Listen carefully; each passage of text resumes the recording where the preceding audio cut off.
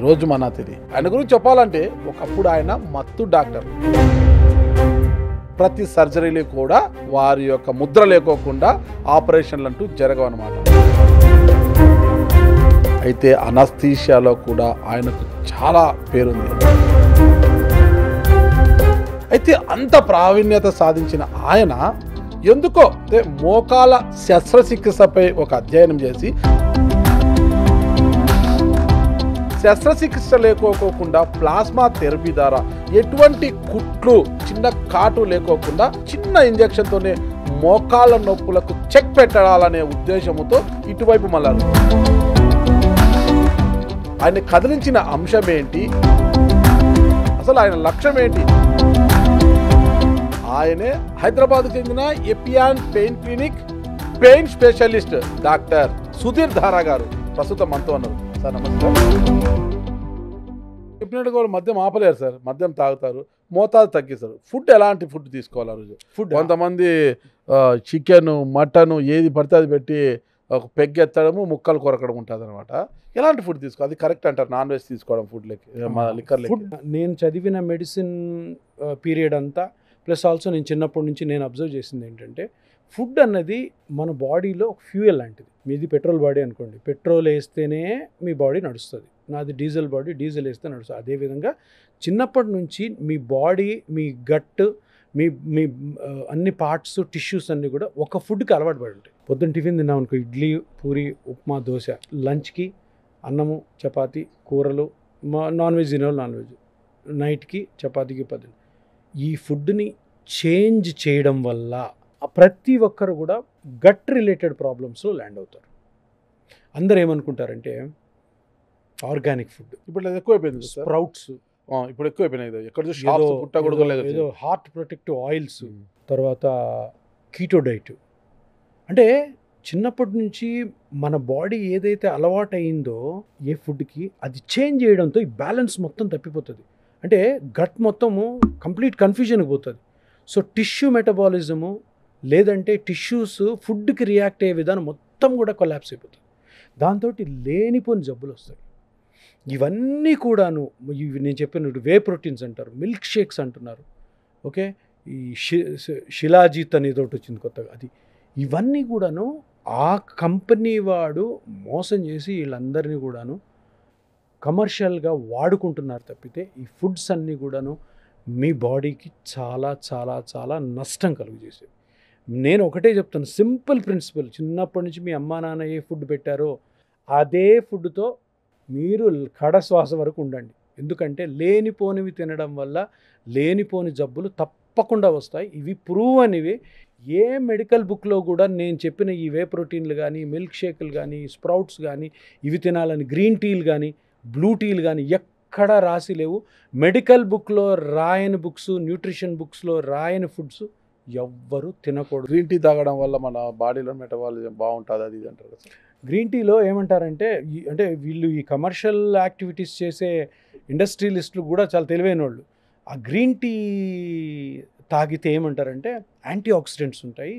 Anti oxidants ఉంటాయి. పొద్దున్న ఒక కప్పులో వేడి నీళ్ళు పోసుకొని డిప్ వేసుకొని దాన్ని తాకుండా గ్రీన్ టీ ఒక లోట తాగేస్తారు. ఫ్రీ ఆక్సిజన్ స్కావెంజింగ్ సిస్టమ్ అని ఉంటుంది. అందువల్ల మీరు చాలా హెల్దీగా తయారవుతారు. మీకు ఇవి రావాలి. శుద్ధ అబద్ధం, 100% అబద్ధం. ఏ బుక్లో కూడా రాసి ఉండదు గ్రీన్ టీ తాగమని, బ్లూ టీ తాగమని. మెడికల్ బుక్స్లో, బయట బుక్స్ కాదు. ఎందుకు అంటే ఇదొక కమర్షియల్ యాక్టివిటీ. గ్రీన్ టీ వల్ల, బ్లూ టీ వల్ల వచ్చే ఎఫెక్ట్ ఏంటో తెలుసా? అది ఒక 5 minutes 10 minutes తాగుతాం కదా, ఆ తాగుతున్నప్పుడు ఆ చేదు టేస్ట్ యొక్క టార్చర్ తప్ప 5 పైసలు ఉపయోగం ఉండదు. గ్రీన్ టీ, బ్లూ టీ చాలా పెద్ద ఫ్యాషన్ అయిపోయింది. మామూలు రొటీన్ టీలో ఇంకా మంచి చాలా యాంటీ ఆక్సిడెంట్స్ ఉన్నాయి. చిన్నప్పటి నుండి అవి ఉన్నాయో లేదా అనవసరం, మనకు అలవాటైంది. అది కొంచెం తాగితే మనకి బాడీలో యాక్టివిటీ వస్తుంది, ప్లస్ ఆల్సో ఆ టేస్ట్ కూడా చిన్నప్పటి నుంచి అలవాటు. అంతేగాని ఈ కొత్త కమర్షియల్ ప్రోడక్ట్స్ తినడం వల్ల, తాగడం వల్ల చాలా డేంజరు. వాటిల్లో ఏం డేంజర్ జరుగుతుందో ఇమీడియట్గా జరగకపోవచ్చు, కానీ ఫ్యూచర్లో మీకు బౌల్ సంబంధించిన అంటే పేగులకు సంబంధించిన జబ్బులు వచ్చే అవకాశం ఉందని తప్పకుండా చాలా లిటరేచర్లో ఉంది. ఈ B12 డెఫిషియన్సీ ఎందుకు సార్ వస్తుంటుంది? అంటే రెడ్ మీట్ తినని వాళ్ళలో ఎక్కువ B12 డెఫిషియన్సీ వస్తుంది అంటారు సార్, ఇది ఎట్లా? ఇది కూడా పెద్ద అపోహ, పెద్ద శుద్ధ అబద్ధం. B12 అన్నది మనము తినే రొటీన్ అంటే మీరు నేను హెల్దీగా ఉన్నాం, సో మామూలుగా ఫుడ్ తింటుంటాము. రొటీన్గా ఎవరైతే వాళ్ళ ఫుడ్ తింటున్నారో దాంట్లో కేజీలు ఉంటుంది. అస్సలు కొత్త బయట నుంచి ట్యాబ్లెట్ రూపంలో తినాల్సిన అవసరం లే. బట్ ఎవరికన్నా అటువంటి B12 డెఫిషియన్సీ ఉన్నవాళ్ళు బ్లడ్ టెస్ట్ చేసుకున్న తర్వాత అది తక్కువ ఉందంటే తప్ప B12 కానీ కాల్షియం కానీ వైటమిన్ డి కానీ వాడకూడదు, తినకూడదు. ఎందుకంటే వీటిని విటమిన్ కదా అని విటమిన్లా తినకుండా ఒక ట్యాబ్లెట్ లాగా, కెమికల్ లాగా కన్సిడర్ చేస్తే తప్పకుండా అది ఉంటేనే చేయాల్సి వస్తుంది. సార్ నాకు ఒక చిన్న అనుమానం సార్, మీ చిన్నతనంలో కావచ్చు నా చిన్నతనంలో కావచ్చు మనం ఎక్కువ పామాయిల్ వాడేవాళ్ళం సార్. పామాయిల్ ఎప్పుడు ఏమైనా వంటలకంతా పామాయిలే, కొద్దిగా తక్కువ రేటు ఉండేది, లేదంటే శనక్కాయ నూనె అని వాడేవాళ్ళం. ఇప్పుడు కాలక్రమేణా వచ్చేసి రకరకాల ఆయిల్స్ వచ్చేస్తాయి, సన్ఫ్లవర్ ఆయిల్స్ అంట, అవంట ఇవంట సార్, రిఫైన్డ్ ఆయిల్స్, ఇది వాడితే బాగుంటుంది, అది వాడితే కొలెస్ట్రాల్ ఉండదు, ఇది వాడితే బాగుంటుంది మా దాంట్లో, అది పెద్ద వ్యాపారం అయిపోయింది సార్. అవన్నీ పోయి ఇప్పుడు ఏమొచ్చింది, మళ్ళీ గానుగు నూనెలు వచ్చాయి, శనక్కాయ నూనె, పొద్దుతురు గానుగు నూనె, ఇవన్నీ గానుగు నూనెలు వచ్చేసరికి అసలు పామాయిల్ అనే మాటే వినిపించలేదు. పామాయిల్ వాడినన్ని రోజులు ఎవరికి ఎలాంటి జబ్బులు లేవు సార్, అందరూ ఆరోగ్యంగా ఉన్నారు సార్. కానీ ఇప్పుడు ఈ సన్ఫ్లవర్స్, రిఫైన్డ్ ఆయిల్స్ వచ్చిన తర్వాత అందరికీ జబ్బులు వస్తున్నాయి సార్. ఏ ఆయిల్ మంచిది సార్? ఇంతకీ ఆయిల్తో సమస్య ఇప్పుడు చాలా చాలా చాలా కొత్తగా వచ్చే ఫుడ్ ఐటమ్స్, డ్రింక్స్ కానీ, ఓకే, కూల్ డ్రింక్స్ కానీ ఏమన్నా కానీ, ఇవన్నీ కూడాను ఈరోజు మనము ఆ రోజుల్లో యూజ్ చేసే రేటు కంటే ఒక 300 రెట్లు ఎక్కువ డబ్బులు ఇచ్చుకుంటున్నాం. ఇప్పుడు సింపుల్ చెప్తాను, నాకు తెలిసి నేను చిన్నప్పుడు శ్రీశైలంలో ఉన్నప్పుడు ఆ పామాయిల్ డబ్బా తెచ్చుకునేవాడు, ఒక 15 లీటర్లు ఎంతో, లేదంటే లీటర్ అవి. మనకి ఎప్పుడు గట్ ప్రాబ్లమ్స్ కానీ ఏదో దానివల్ల హార్ట్ బ్లాక్ అయిపోవడం రాలేదు. ఇండస్ట్రియలైజేషన్ అంటే ఏంటంటే ఒక అవసరాన్ని క్రియేట్ చేస్తారు. ఏం అవసరం? ఇప్పుడు ఆయిల్దే నువ్వు అడుగుతున్నావు కూడా చెప్తున్నా. సడన్గా కొన్ని ఆయిల్స్ వచ్చినాయి, దాని మీద హార్ట్ షేపు, అంటే నువ్వు ఈ ఆయిల్ తినకపోతే నీకు హార్ట్ అటాక్ వచ్చే ఛాన్సెస్ ఎక్కువ ఉన్నాయి. హార్ట్ దొబ్బుద్ది అంటాడు, మొత్తం పోతుంది అంతే. హార్ట్ దొబ్బుద్ది అంటే అడ్వర్టైజ్మెంట్, హార్ట్ ఇట్లా డబ్ అంటే మనమేమో ఈ ఆయిల్ తినకపోతే ఇది ఆగిపోద్దేమో అన్న ఫీలింగ్ వస్తుంది. ఇదేంటి అంటే ఎప్పుడు కూడాను ఇండస్ట్రీని ఒక నెక్స్ట్ లెవెల్ తీసుకెళ్ళాలంటే ఒక నెసెసిటీని క్రియేట్ చేయడం, అంటే నీలో ఒక భయం క్రియేట్ చేయడం. అంటే ఇగో చూడు, నువ్వు తినే పామ్ ఆయిల్లో సాచురేటెడ్ ఫ్యాటీ యాసిడ్స్ ఉంటాయి, మేము ఇచ్చే ఈ గుండెతో నిండిన ఈ ఆయిల్లో అన్సాచురేటెడ్ ఫ్యాటీ యాసిడ్స్ అన్నవి చాలా సేఫ్ హార్ట్కి, అందుకని మీరు ఇదే తాగాలి, ఇదే వాడాలని అందరూ అదే వాడుతుంటారు. ఇప్పుడు వెళ్ళి ఎవడు కూడాను షాపింగ్ మాల్లో పామాయిల్ ఉందా అని అడగడు. అక్కడ దొరకట్లేదు, ఎల్లో కలర్లో ఉంటాయి కొన్ని, ఉండదు, మీకు దొరకదు, షాపింగ్ మాల్స్ ఉండదు. అన్నిటి మీద హార్ట్ ఉంటుంది, అన్నిటి మీద ఇంకా లివర్ వేసి ఇవన్నిటికి. ఇప్పుడు ఇంకొక చిన్న ఎగ్జాంపుల్ చెప్తాను. మనం కాఫీ ఇంట్లో తాగుతాం చక్కగా, మనం పాలు డికాషన్ వేసుకొని షుగర్ వేసుకొని. కొన్ని కాఫీ షాప్స్ ఉన్నాయి తెలుసా, 300 రూపాయలు ఉంటుంది కాఫీ. మన ఇంట్లో తాగే కాఫీ 5 రూపాయలు అంటారు, లాటే అంటారు. అది ఇదేంటిది అసలు? అక్కడికి పోయి వాడు ఇంత జగ్గకిస్తాడు, ఓకే, 300 రూపాయలు. అంత తాగలేవు ఫస్ట్ ఆఫ్ ఆల్. నువ్వు అది తాగితే మొత్తం నీ గట్టంతా ఫిల్ అయిపోతుంది. అది ఒక నెసెసిటీ అనమాట, అదొక స్టైల్. వాడు వెళ్తున్నప్పుడు నేను ఈ షాప్లోకి వెళ్తున్నాను అన్న ఫీలింగు, అక్కడికి వెళ్ళి కూర్చొని ఇస్తాడు. వాడు చేసే ఒక మంచి స్టేటస్. వాడు ఏం పని అంటే, నువ్వు 4 గంటలు ఆ కాఫీ తాగినా నిన్ను కదపడు. సో అటువంటి నీడ్ క్రియేట్ చేయడం అన్నమాట. ఇప్పుడు ఆయిల్లో కూడా అదే నీడ్. అంటే మీరు ఇది తినకపోతే, ఈ ఆయిల్తో మీరు కూరలు చేసుకోకపోతే హార్ట్ అటాక్స్ వచ్చే ఛాన్స్ ఎక్కువ ఉన్నాయి అన్నది క్రియేట్ చేసి వరల్డ్ వైడ్ కూడా ఇటువంటి ఆయిల్స్కి ఎంతో కమర్షియలైజ్ చేసి డబ్బులు కొట్టడం తప్పితే ఇంకోటి ఏమీ లేదు. ఇప్పుడు బ్యాక్ టు నార్మల్ అంటే గానుగ నూనెకి ఎందుకు వస్తున్నారంటే, ఆ వేరుశెనగల నుంచి చేసే ఆయిల్ కానీ పామ్ ఆయిల్ కానీ అవి బెస్ట్, అవి కరెక్ట్గా అక్కడి నుంచి తెచ్చుకొని మనం దాంతో వంటలు చేసుకుంటే ఎటువంటిది ప్రాబ్లం ఉండదన్న అది కూడా స్టార్ట్ అయిపోయింది ఆ రెవల్యూషన్. సో అందుకనే ఇప్పుడు మనము ఈ సఫోలా ఆయిల్స్ ఇవన్నీ ఉన్నాయి కదా, వాటి గురించి మాట్లాడుతున్నాం. ఇండియాలో 140 crores ఎంత పాపులేషన్ ఉంటే 70% of the population they eat out side. ఇళ్ళల్లో తినరు. 70% పాపులేషన్ బయట తింటారు, ఉద్యోగరీత్యా, లేదంటే కొంచెం డబ్బులు తక్కువ ఉంటే ఆ రోడ్స్ మీద తినేస్తారు, బండ్లు తినేస్తారు. అందరూ బాగున్నారు. ఎవరికి ప్రాబ్లం ఉందో ఇన్హెరెంట్గా వాళ్ళకే ప్రాబ్లం వస్తుంది, లేదా చెడు అలవాటు ఉన్న వాళ్ళకి. సో ఈ ఆయిల్స్ అన్నవి కూడాను పెద్ద పెద్ద యూనో కమర్షియల్ యాక్టివిటీ ఇది. ఇప్పుడు ఆ ఆయిల్స్ని తినకుండా మనం వెనక్కి రాలేము, కానీ బట్ ఈ ఫ్యాక్ట్ అయితే తెలుసుకోండి. ఇంకోటి ఎందుకు ఈ మాట అంటున్నానంటే, ఏ మెడికల్ బుక్స్లో కూడాను ఇటువంటి స్టేట్మెంట్స్ ఉండవు. నువ్వు తినే ఫుడ్ ఆయిల్ ఎక్కువ లేకుండా, ఆయిల్ ఎంత, ఏ ఫుడ్కి ఎంత ఆయిల్ కావాలో అంత ఆయిల్ వేసుకొని తినమని ఉంటుంది. కాబట్టి మెడికల్ బుక్స్లో ఎప్పుడు ఇట్లాంటి ఉండవు. అవి తిన్నంత మటుకు మీకు హార్ట్ ప్రొటెక్టివ్గా ఉంటుందని, అవి ఆ ఆయిల్స్తో తినకపోతే మీరు తొందరగా హార్ట్ అటాక్, ఇది శుద్ధ అబద్ధం, నమ్మొద్దు. ఓకే, వంట నూనెని పక్కన పెడతాం సార్. ఇప్పుడు తల నూనె కోసం సార్ మనము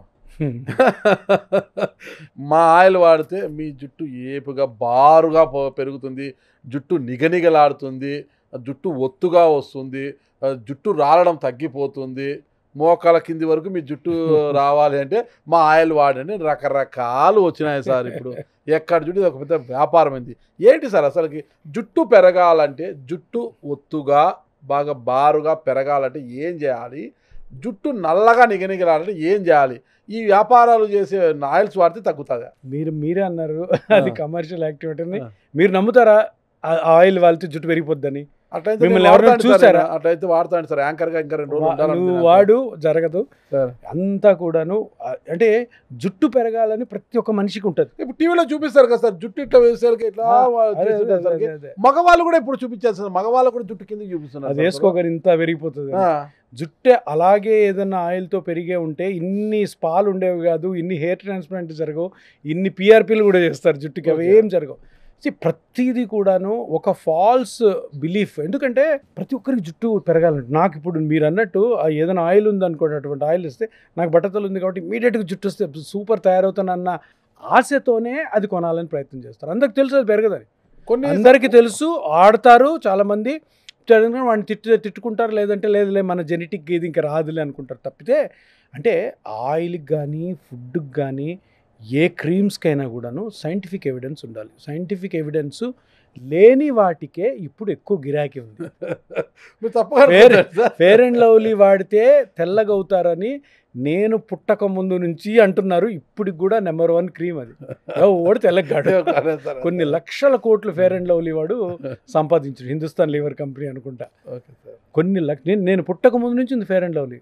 ఇప్పుడు మ్యాక్సిమం సేల్స్ క్రీమ్స్లో అదే అవుతుంది. ఎందుకంటే middle class family, lower middle class families పెద్ద పెద్ద క్రీములకు పోరు. ఇవన్నీ కూడా ఈ క్రీమ్స్, మాయిశ్చరైజర్స్, ఈ పీల్స్, ఇవన్నీ కూడాను సైకలాజికల్ సాటిస్ఫాక్షన్ తప్పితే 5 పైసలు కూడా ఎవరికి మంచి జరగదు. కానీ డబ్బులు పెట్టి కొనేవాళ్ళు లాస్ట్గా ఉంటారు, లేదు నా స్కిన్ ఇంతకుముందు బాగుండేది, బాగాలేదు, ఇప్పుడు బాగా స్మూత్గా ఉంటుంది. మనం చూసే వాళ్ళకి ఏమనిపించదు. సో వాళ్ళు మటుకు వేలు డబ్బులు ఉన్నాడు వాడుతూ ఉంటాడు. అంటే నువ్వు ఇప్పుడు అడిగినట్టు జుట్లు పెరగడం కానీ, ఫేస్ క్రీమ్స్ వాడడం వల్ల తెల్లగవడం కానీ, ముడతలు పోవడం కానీ, అందంగా కనపడం కానీ, ఇవంతా కూడా టెంపరీగా 1 డే 2 డే ఉండేవి తప్పితే, వీటిని నమ్ముకొని ఏదో మెడికల్ సైన్స్ దీని వెనకాల ఉందని అనుకోవడం 100% రాంగ్. ఇది జనాలు నమ్మకూడదు. తొందరలోనే జనాలు ఇటువంటి రెవల్యూషన్ వస్తుంది, అండ్ రెవల్యూషన్ వచ్చినప్పుడు ఇవన్నీ కూడా ఆగిపోతాయి. Thank you sir. మొత్తం మీద ఏ కీళ్ళ నొప్పులకైనా, ఏ మోకాల నొప్పులకైనా ప్లాస్మా థెరపీనే సురక్షితం అంటారు. The best. అంటే ఈ నమ్మకం అన్నది ప్రజల్లోకి వెళ్ళిన రోజు మన హ్యూమన్ కైండ్ అంతా కూడా బెటర్ వేలో పోతుంది. ఓకే, అనవసరంగా సర్జరీస్కి వెళ్ళకూడదు. ఓకే సార్, అందరు నమ్మాలి, సర్జరీ చేసే డాక్టర్లు కూడా నమ్మాలి. నమ్మినప్పుడు ప్రతి ఒక్కరు చేయండి, కరెక్ట్ పద్ధతిలో చేయండి, మంచి చేయండి మనుషులకి. ఎందుకు అంత పెద్ద పెద్ద సర్జరీస్కి వెళ్ళడం? సర్జరీ అవసరమైతే తప్పకుండా పోవాలి.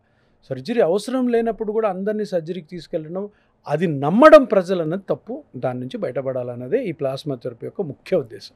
ఓకే, ఇది అండి మన ప్లాస్మా థెరపీ సృష్టికర్త అయిన డాక్టర్ సుధీర్ దారా గారి యొక్క నేపథ్యము అండ్ ప్లాస్మా థెరపీకి ఉన్న ప్రాధాన్యత ఇది.